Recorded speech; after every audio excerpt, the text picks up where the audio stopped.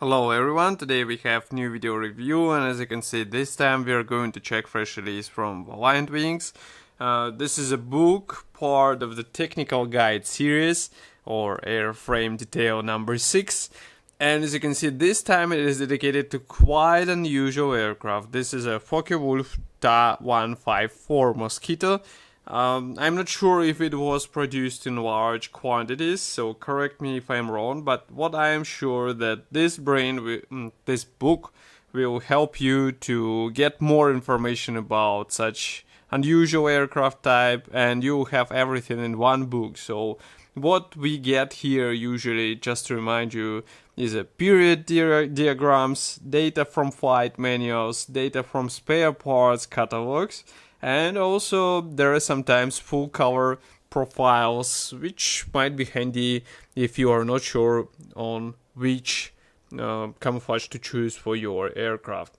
As you can see, printing format is quite usual or quite typical for this book. This is quite thin soft cover book with this really nice cover. We have old black and white photo of the real aircraft, and here also side profile of one of the marking options, and on the rear side we have photo of the assembled model and also some real photos of the cockpit of the aircraft and also of some devices in the cockpit, as far as I can understand. By the way, here you can see also the price. So price will be £13.95, so basically 14 British pounds, which is quite small amount for such book. But let's open it and check what is inside. This is a commercial sample, so it means you get exactly the same information, or maybe the contents, photos, text, if you order it from official Valiant Wings website. So first page, here we have the sections. So we start with technical description, then there is a camouflage and markings, and then there is a big scale mosquito. This one might be interesting for all of us, because here author assembles 1/32 scale kit from HPH models. So it means full resin kit. It's quite unusual, I would say, build.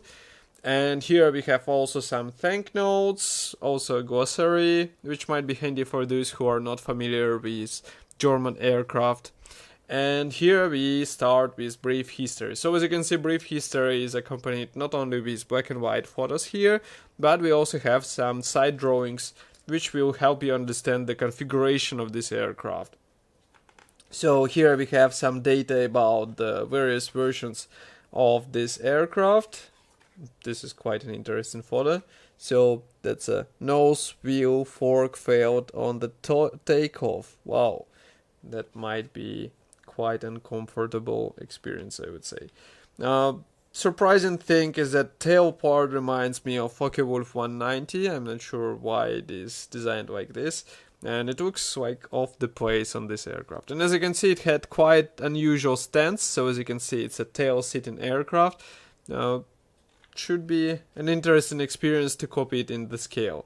Here you can see that crash landed on the 30th of April 1945. Then we continue with drawings of the C1 and C2 versions. Here we have the specifications of the real aircraft. So the wingspan of the real aircraft was 16 meters, quite impressive, but later modification had, actually that's an earlier modification, it had 17.8, even longer wing. Here we start with technical description. So authors decided to combine drawings together with real photos. So all those photos will be handy if you would like to super detail your aircraft. Why? Because, for example, even the rudder pedals, they have those drawings like this. So you will know where to add this or that small thing in order to get a more realistic appearance in whatever scale. And in case you plan to build a 1/32 scale kit from HPH, this will be useful for sure.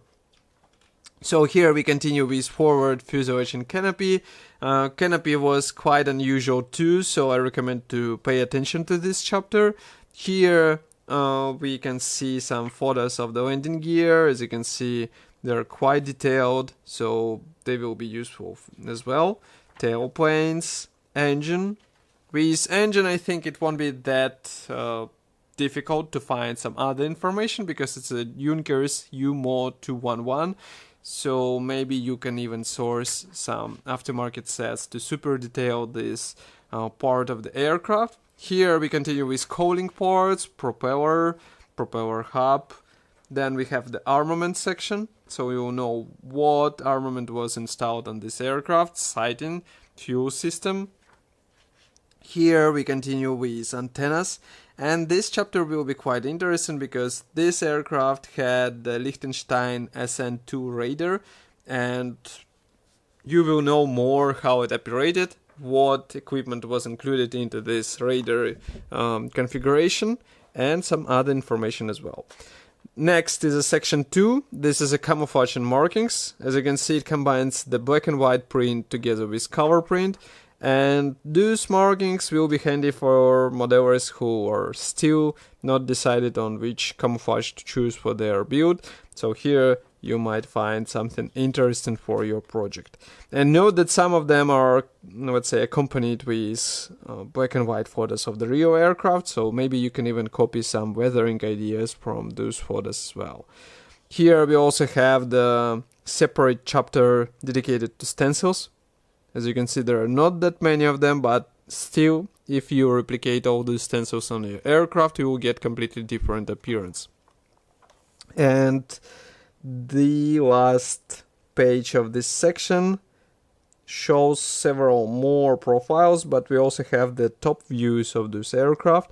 So those camouflages, I would say, typical for late years of the Luftwaffe, but still it is good to know how to paint all those models on the Focke-Wulf Ta-154. As you can see, it was used the ROM-76, ROM-75, and ROM-70 for the spinner.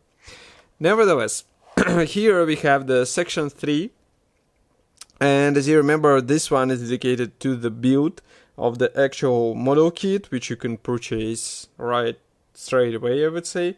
As you can see, that's a HPH kit in 1/32 scale, which copies Mosquito, and it is a resin kit. So I'm just reading here, we have some information about this kit. And so author decided to build it. Here you can see that we have resin kit combined together with some other parts, PE and textile, for example. Now in cockpit, in the finished state, it looks amazing. This is a 1/32 scale. And note that still you have to place some metal weight into the nose, because otherwise it will be a complete tail sitter as far as I can understand. Now here we can see the masks application on the canopy.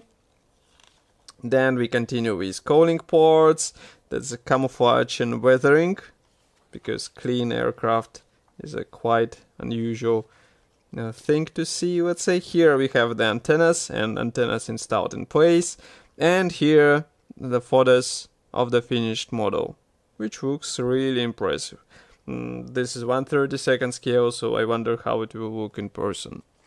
Next we have the, let's say, the kitography of this aircraft, because as you remember, several manufacturers released this type, and we have it in 1/72, we have it in 1/48, and we have it also in 1/32. And it will be up to you which one you will choose, because as far as I remember, Hasegawa, yes, it is here, it released this aircraft in 1/72 scale, so yes, it's written here, and there are several editions, so if you plan to build it, this book will be handy as well. And the same goes for this Revel set, and Revel was producing those kits in 1/72 and 1/48. Sorry, so I guess they will be handy as well. We also have the list of the accessories, and of course list of various books. I don't see list of decals, that's quite surprising, but nevertheless, at least we have all the books dedicated to this unusual aircraft, so I think they will be handy as well. And that's pretty much all. So in total there are 66 pages, or 64 which are actually carrying some information about this aircraft, and I think this is a worthy purchase for every Luftwaffe fan. Doesn't matter which scale do you prefer, still this book will be handy because, as I said before, this aircraft was replicated in all possible scales. Of course, I will be happy to hear your opinion about this book here in the comment section below. If you like this video, don't forget to press the like button and subscribe to our YouTube channel. You can also support us financially by pressing the donate button on our website. And I will see you in the next video review as usual. Bye.